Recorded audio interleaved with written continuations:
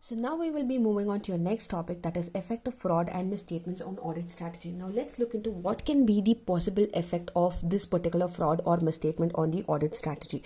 So what happens is when you have a particular fraud or misstatement, you know what happens that it continuously affects the economy, okay?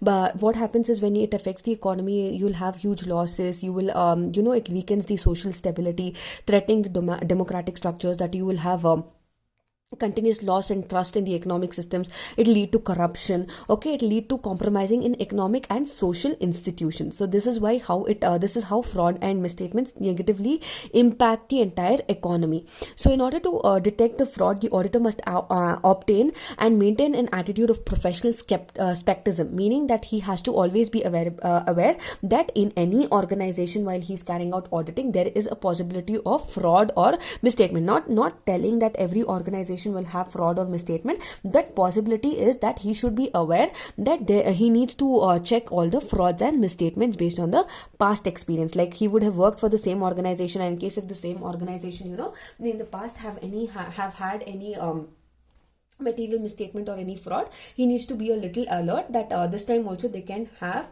or any material misstatement can be done. So he has to be little alert, and he has to check every financial detail information effectively. Okay. Now, either the fraud is something which is intentional, but error is something which is unintentional. Now, if it is an error, it can be easily identified by the auditor. In case if it is a fraud, it can be easily identified by the auditor. Okay, so this is very important in order to assess the risk of auditing. Now, while you're assessing the risk of auditing, it will make the auditor higher risk and hence increase the testing. Okay, the auditor must be very careful while he's carrying out the testing, and he needs to make sure that this particular fraud or error has to be identified, and it has to be omitted. Okay, now under this you will have misstatement. Misstatement means like a difference between there is amount, or in case if they have revenue items have been stated in capital items or anything, that classification a problem might happen. Then presentation or disclosure of a report, okay, the amount, etc. This happens in misstatement. Okay, misstatement. Then in case a wrong recording of amount, etc., misstatements can arise either due to fraud or due to error. Now what happens is when misstatements also include adjustments in amount, classification, presentation and disclosure. Now uncorrected misstatements, what will happen is misstatements that the auditor has accumulated during the audit that have not been corrected. Okay, whatever the information like previous, or if the organization has done auditing, if the auditor has done auditing and he's given certain information like this particular data is not right and everything, and till now also in case if it has not been recorded, then that is uncorrected misstatement, that till date they have not corrected themselves. Okay, next is accumulation of identified misstatements, like auditor has identified those misstatements but still the organization has not corrected it. That means obviously it is a clear trial, that means it is a clear fraud. That is the reason why they are not identifying it. So next is consideration of identified misstatement as audit progresses. Now what happens is the auditor here should determine whether the overall audit strategy and audit plan need to be revised or not, like whether there is any misstatement which has been arised in the organization. Then in case if it is arised, how he needs to omit these misstatements, how he needs to make them identify, and how he needs to avoid it from getting accumulated. That is how he needs to take various approaches. Next is communication and correction of misstatements. Here the auditor must communicate these misstatements to the organization, and the organization should make sure that they are taking into consideration the auditor's communication and they are correcting themselves. But next time the audit during the audit, these misstatements should not be arising. Okay, that is what area the misstatement has arisen and how they are going to manage this particular misstatement. Next is evaluating the effect of uncorrected misstatements. Suppose you haven't evaluated your uncorrected misstatements. What could be the effect? Okay. Now, what is the basic effect? Is basically the prior to evaluating the effect of uncorrected misstatements, the auditor should reassess materiality to confirm whether it remains appropriate in context of entity's actual financial results. Okay.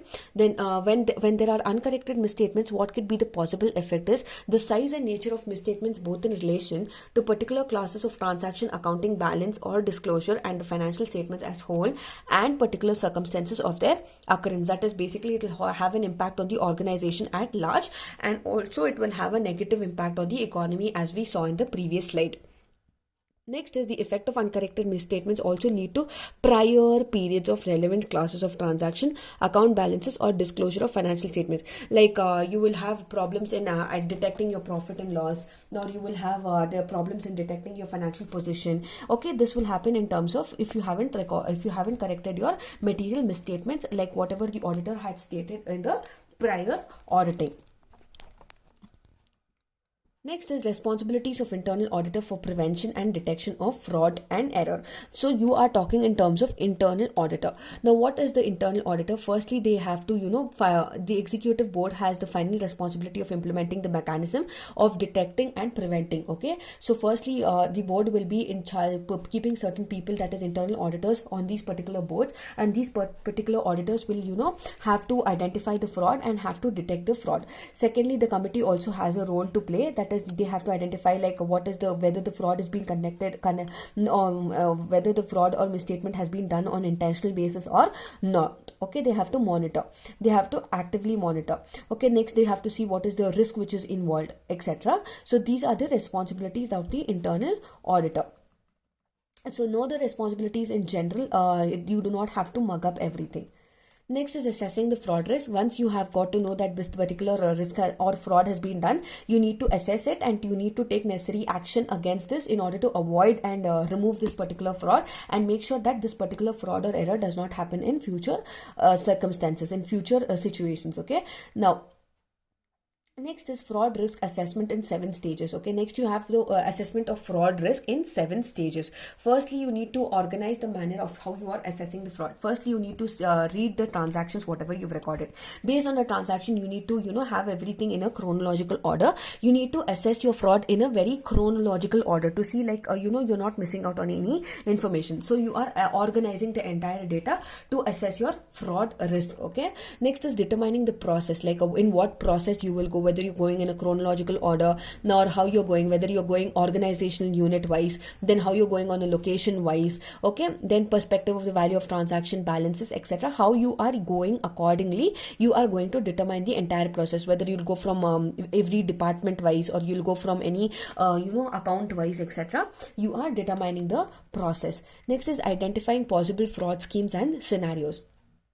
Next, you have to identify what are the basic schemes that are available for fraud, and how in what scenarios can this particular fraud be committed. Like it could be in terms of recording a transaction or anything. Okay, depending on the thing, you have to identify the scenarios. Next is assessing the possibilities to commit fraud. You have to see what can be the basic possibilities that a particular individual can commit a fraud, and into what level. Next is assessing the degree of importance of identified fraud risk. Like how important is it to identify the fraud risk, and to how they can cause damage to the organization's reputation. Then determining the internal anti-fraud controls and that exist, and the degree to which these internal controls cover fraud risk in this stage, and the vulnerabilities of the internal control system are identified. Okay, how they are impacting the organization at large. All of this is being identified at this particular 7th stage.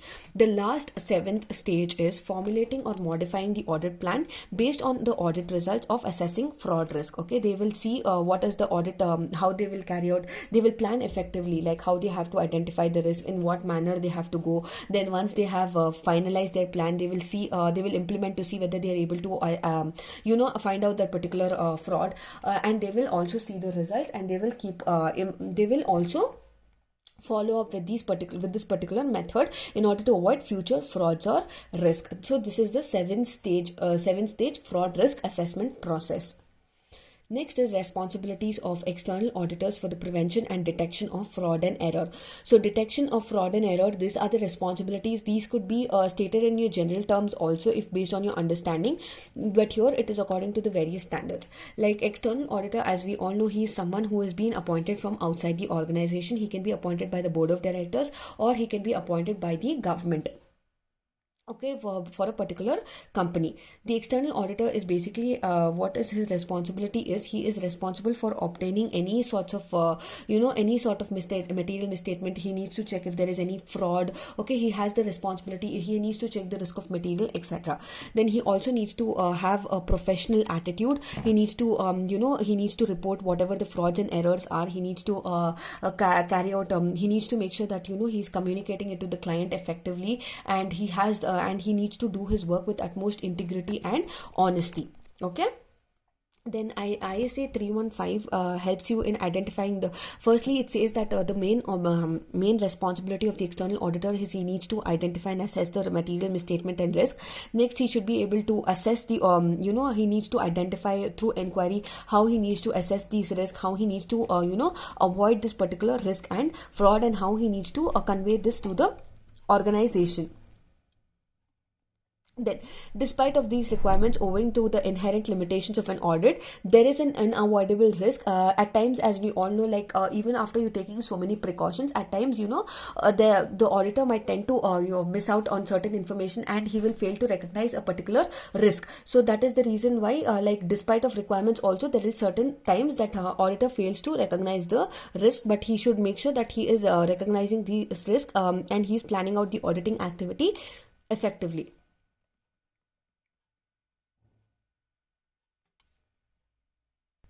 Moving on to your next topic, you have audit planning. Like, what is audit planning? Audit, you all know what is auditing. Now, what is audit planning? Audit planning is the most important and the most first step in order to carry out your auditing process. Like, you need to plan out your audit. Like, what is the rules and regulations you need to follow? What are the steps that you need to follow in order to carry out your auditing? Then how you need to carry out auditing in a step-wise manner. Everything will be taken into consideration while you are carrying out your auditing.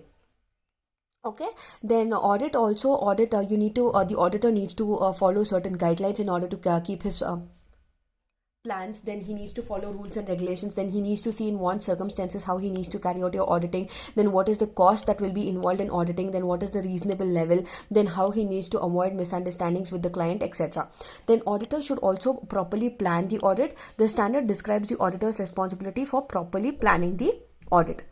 Planning the audit includes establishing the overall audit strategy for the engagement and developing an audit plan, okay, which includes, like, in particular manner, like what is the planned risk assessment, how in case of material misstatement he needs to identify the material misstatement, how he needs to identify the fraud, etc. All of this comes under your audit planning. Now let's look into why is audit planning very important.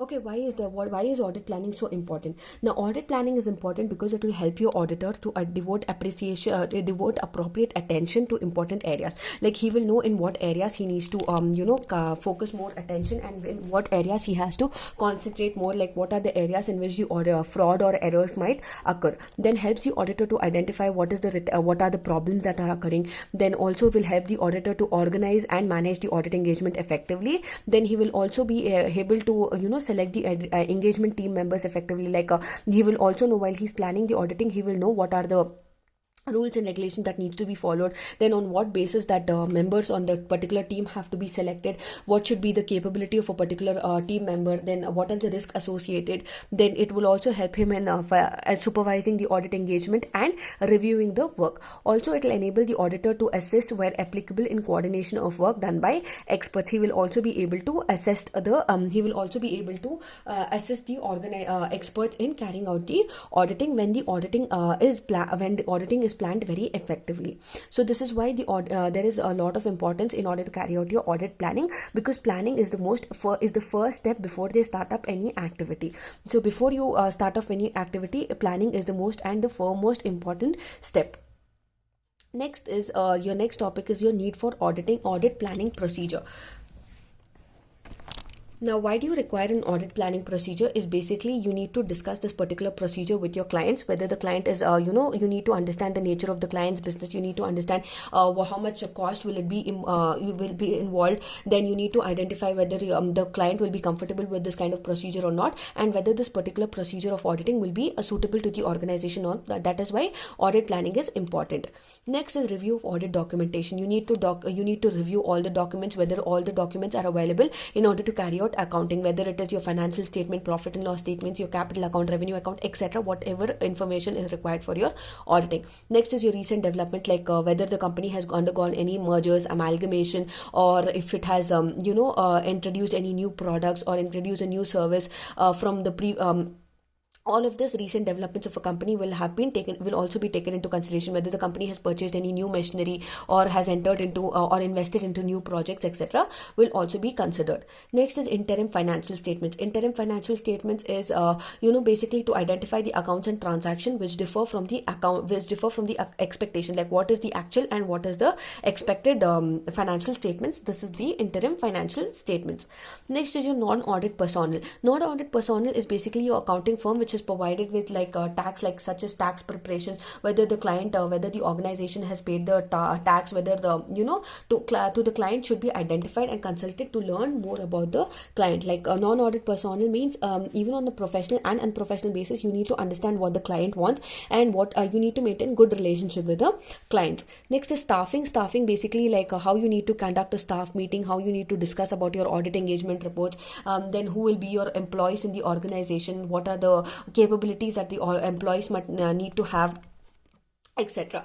Then time as to from where from between what time, whether the meeting should be conducted between once in 3 months or once in 6 months, or how it has to be conducted, and on what basis, like how frequently the reports have to be submitted, etc. You need to analyze your time, like when you have to prepare the audit report, etc. Then outside assistance. Outside assistance is basically like at times you might lack of technology, etc. So you will take so in case if it is an internal auditor who's doing the auditing, he will also take or an external auditor, they will take help from the professionals, that is IT professional, who are well versed, who have expertise knowledge in auditing. In case if their particular auditor is not able to solve certain matters or anything, they can always take outside assistance. Next is pronouncements. Pronouncements is basically your accounting principle which will act like a guide, wherein in case of any needs, in case if there is any development in the audit program or anything, that is, you need to communicate it to the entire group as well as to the organization effectively. Next is scheduling. Scheduling is basically scheduling is wherein you are scheduling meetings with your clients, and for example, like you are preparing a schedule and you are examining them on a particular period of time, like you are examining the reports from time to time basis in order to avoid any errors or any misinterpretations or any frauds. Okay, this is all these come under your need for audit planning procedure. This is the only thing, these are the 10 things because of which there is a major need in order to carry out your there is a need to carry out your auditing procedure, that is, need to plan your auditing procedure. Next, you have the contents of the overall audit strategy. We'll be discussing this in your next video.